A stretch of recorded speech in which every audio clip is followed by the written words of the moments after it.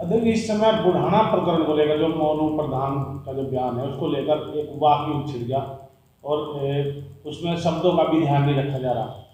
देखो, मोनू प्रधान एक बहुत जिम्मेदार व्यक्ति हैं। गांव पुगाना के 2 बार प्रधानी लड़ चुके हैं।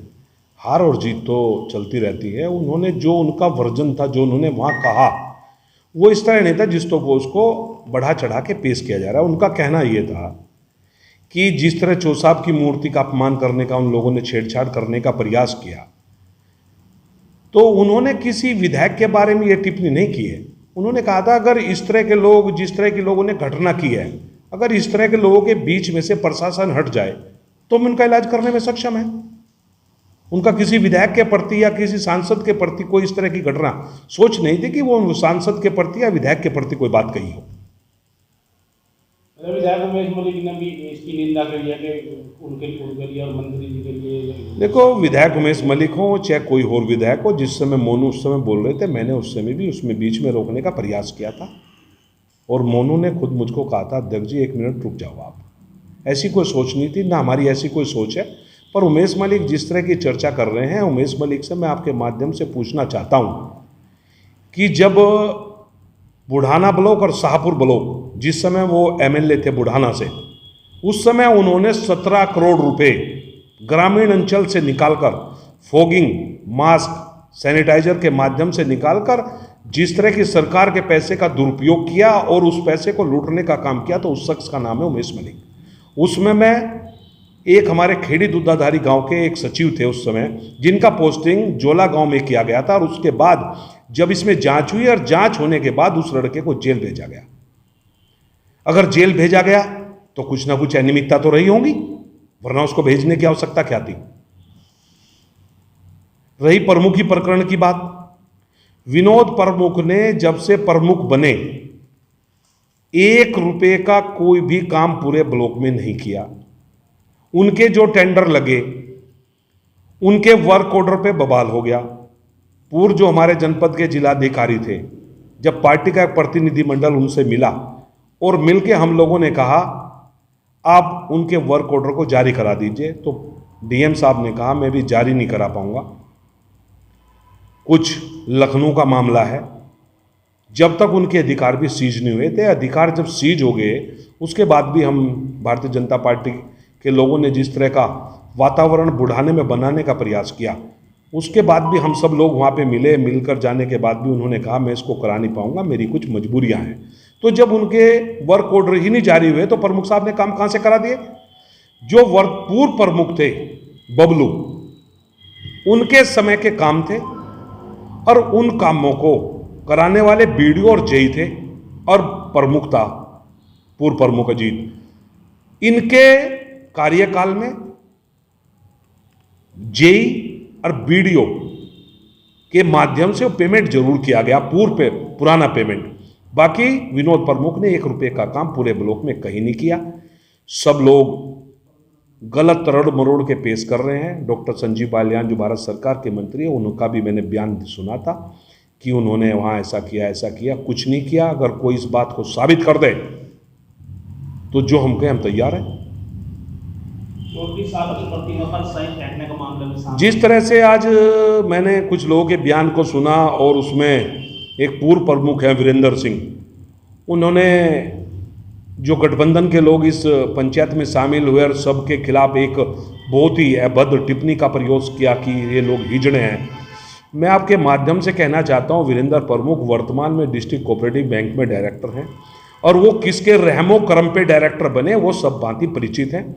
वो एक मीरापुर मार्केटिंग से डेलीगेट बन के आए और जिस समय वो डेलीगेट बने उस समय वो मार्केटिंग डिफाल्टर मार्केटिंग थी। जब डिफाल्टर मार्केटिंग है तो वहाँ से उसका डेलीगेशन इलीगल है। उन्होंने बैंक में एक कमरा कब्जा रखा बैंक का पिछले 5 साल से, उसमें बैठना, चाय पीना, ये करना, वहाँ मंजिलें लगाना और बैंक के आगे गाड़ी को खड़ा करना और आवागमन जो बैंक का उसको भी अवरुद्ध करने का वो लगातार पिछले 5 साल से प्रयास कर रहे हैं। और जनपद मुजफ्फरनगर में डिस्ट्रिक्ट कोऑपरेटिव बैंक में जिस तरह की अनियमितताएं हुई हैं, जिस तरह से इस बैंक को चारों तरफ से लूटकर किसान के पैसे को बर्बाद करने का काम किया है, वो उससे मैं स्पष्ट रूप से कहना चाहता हूँ अगर इसकी जांच हो जा तो जनपद मुजफ्फरनगर के कोऑपरेटिव बैंक में कम से कम 100 करोड़ रुपए का घोटाला है। चौधरी साहब की प्रतिमा को और जिस तरह चौधरी साहब की प्रतिमा के बारे में कहा गया, एक बहुत छोटे से जनप्रतिनिधि ने पूर्व ने कालिस फेंकने का, मैं आपके माध्यम से कहना चाहता हूं, चौधरी चरण सिंह वो शख्सियत थे जिसने इस देश नहीं पूरे वर्ल्ड के अंदर किसान गरीब मजदूर को जनाया। और यहाँ पे राजनीतिक अगर होदा किसी ने किसी को दिलाने का प्रयास किया और इन लोगों को ज़मीन से खड़ा कर कर राजनीति में एस्टेब्लिश करने का काम अगर किसी ने किया तो उसका नाम है स्वर्गीय चौधरी चरण सिंह। जिन लोगों की सोच चौधरी साहब की मूर्ति पे कालस फेंकने की है, वो अपनी औकात में रहे, किसी की औकात नहीं इस जनपद के अंदर कि चौधरी साहब की मूर्ति पर कालस फेंक देंगे। अध्यक्ष जी, इस समय दो तरह के कानून की बात है, दो तरह के कानून यहाँ चल रहे हैं। एक कानून ये है कि अगर विपक्ष का कोई भी नेता है उसके खिलाफ जरा सी भी कोई आ जाए तो उसको खिलाफ तुरंत कार्रवाई, और जो सत्ताधारी पार्टी से जुड़ा है तो कितना भी भ्रष्टाचार हो उसमें कोई कार्रवाई नहीं। मैं आप लोगों के माध्यम से कहना चाहता हूं कि बुढ़ाना ब्लॉक का प्रकरण और शाहपुर ब्लॉक का प्रकरण, शाहपुर ब्लॉक के प्रकरण में बुढ़ाना से एमएलए विधानमंडल दल के नेता आदरणीय राजपाल बालियान जी ने इस बात को प्रमुखता से हाउस के अंदर उठाया था। आज तक उसकी जांच में बहुत ही धीरे धीरे कोई चीज चल रही है और विनोद प्रमुख की जांच इतनी तेजी से हुई कि जिससे आप भली भांति परिचित हैं। हम ये कहते हैं कि अगर बुढ़ाना ब्लॉक में विनोद प्रमुख के खिलाफ जांच हुई जबकि वो जांच के दायरे से भी बाहर है, उसके खिलाफ ये अनियमितता बनती नहीं थी, और जो शाहपुर ब्लॉक के प्रमुख हैं उनके खिलाफ इतनी बड़ी अनियमितताएं हैं कि उन्होंने इतने करोड़ रुपए का काम करा दिया कि उसको तो डीएम साहब को तुरंत संज्ञान लेना चाहिए था और उनको प्रमुख से हटाना चाहिए था। आरोप ये है जो पाल्लो देवी है जो ब्लॉक प्रमुख है वो एक भी दिन ब्लॉक में नहीं गई, जबकि और भी जो महिलाएं ब्लॉक प्रमुख हैं शायद उनके पति ब्लॉक में जाते हैं, तो अगर कार्रवाई उन पर इस बात को लेकर होती है तो उन पर क्यों नहीं? देखो, एक तो भारतीय जनता पार्टी के लोग कहते हैं कि हम नारी का सबसे बड़ा सम्मान करते हैं।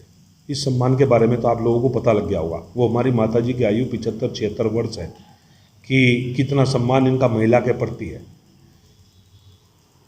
भारतीय जनता पार्टी के पूर्व विधायक जिनको जनता ने नकार दिया, उनकी निगाह बुढ़ाना ब्लॉक के 13 से 14 करोड़ रुपए पर है। उन्होंने वहां पर एक समिति बनाई, उस समिति में इस तरह के लोगों को रखा गया, वे बीडीसी मेंबर जरूर हैं पर ग्रामीण अंचल के बेचारे लोग हैं जिनको ब्लॉक के बारे में कोई जानकारी नहीं है। चुनाव लड़े, वो चुनाव अवश्य जीत गए, पर इस तरह के लोगों को उस कमेटी में रखा कि इस ब्लॉक को लूटने का काम उनकी पूरी प्लानिंग के साथ वे कर सके। और सबसे बड़ा दुख तो उमेश मलिक को हो रहा है। हम लोग कहें क्यों दुखी हैं वो इतने, जब उनको जनता ने नकार दिया तो कुछ ना कुछ तो कारण बना होगा, और वो अपनी भाषा को क्यों नहीं ध्यान रखते? वो दूसरों पे आरोप लगा रहे हैं, अपनी भाषा को ध्यान रखे। उन्होंने जब बुढ़ाना से जनता ने नकार दिया और वहां से राजपाल बालियान जी को बुढ़ाना का प्रतिनिधि जनता ने सौंपा, तो उन्होंने विधायक जी के बारे में क्या कहा था?